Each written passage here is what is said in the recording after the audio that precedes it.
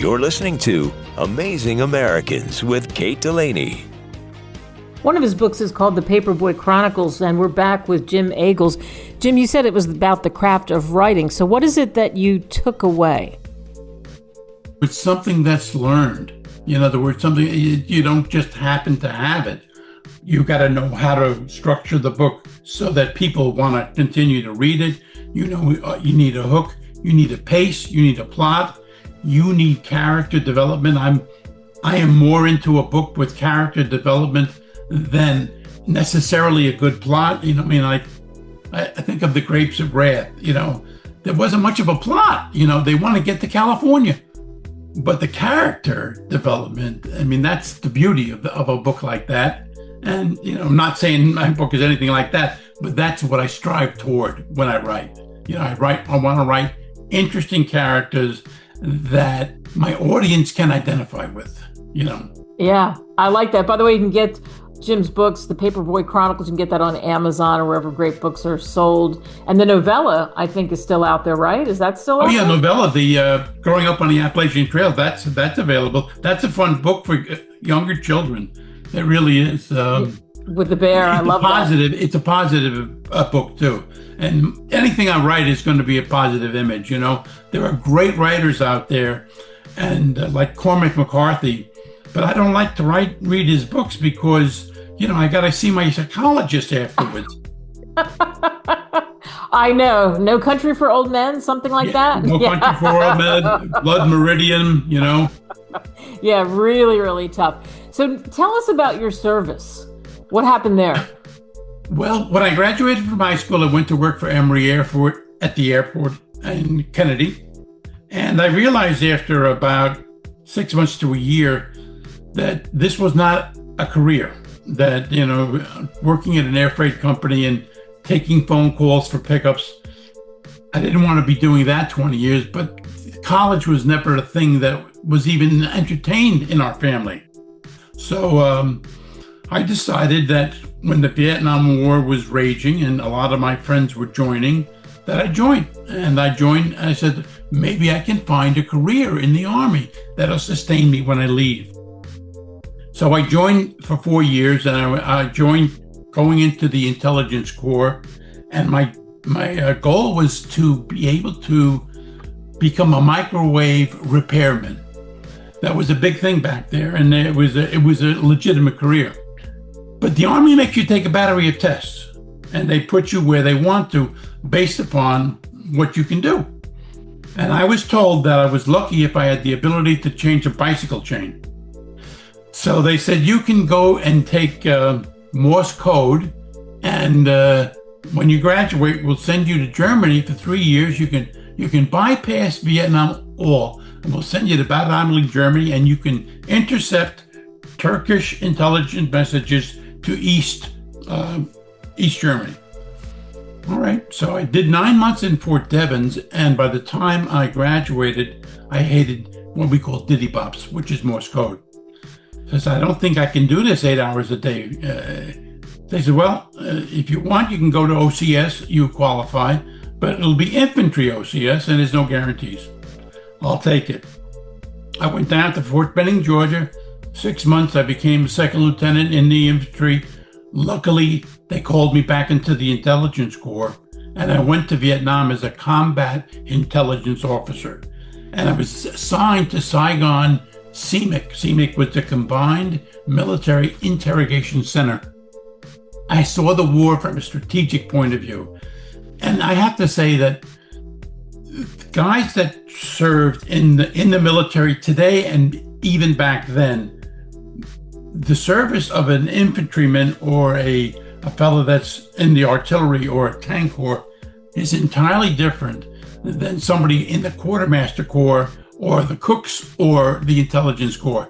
Those are two different wars. And I was lucky enough to be the only guy I know that came back and said I had a great experience in Vietnam.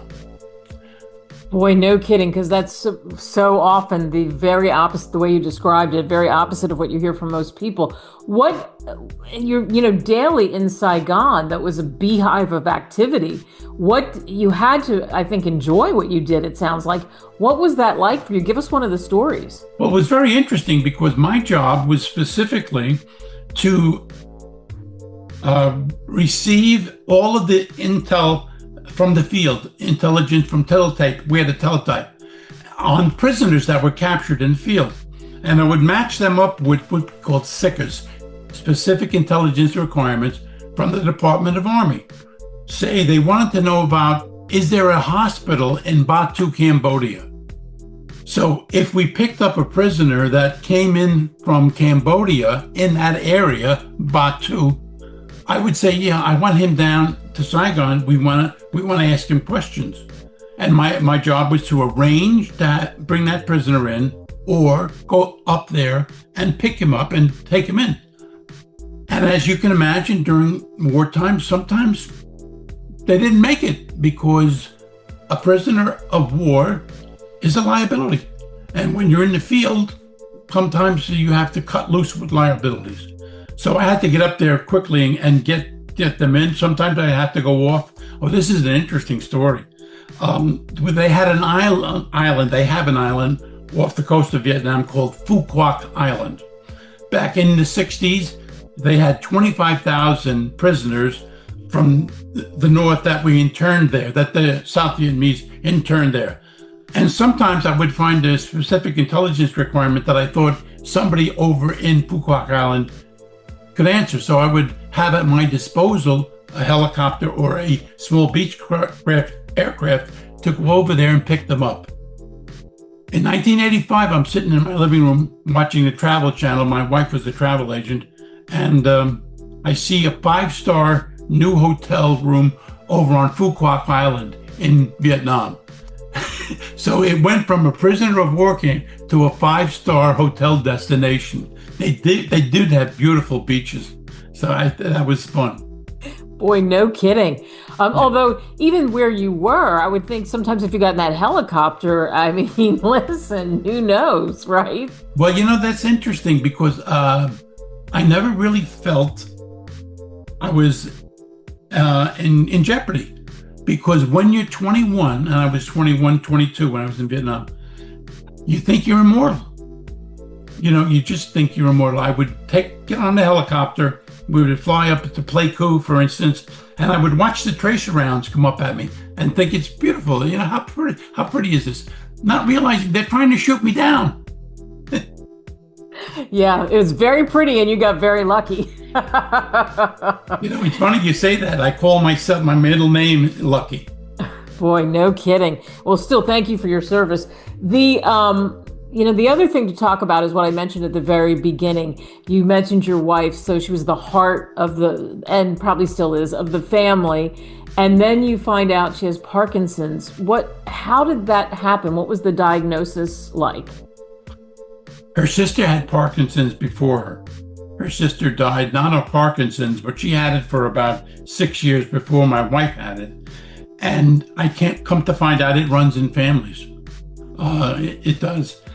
So her sister died, and I had noticed that the relationship I had with my wife was changing. She was not as responsive. She was not as quick. And she began to have what we call the Parkinson's mask, the deadpan face.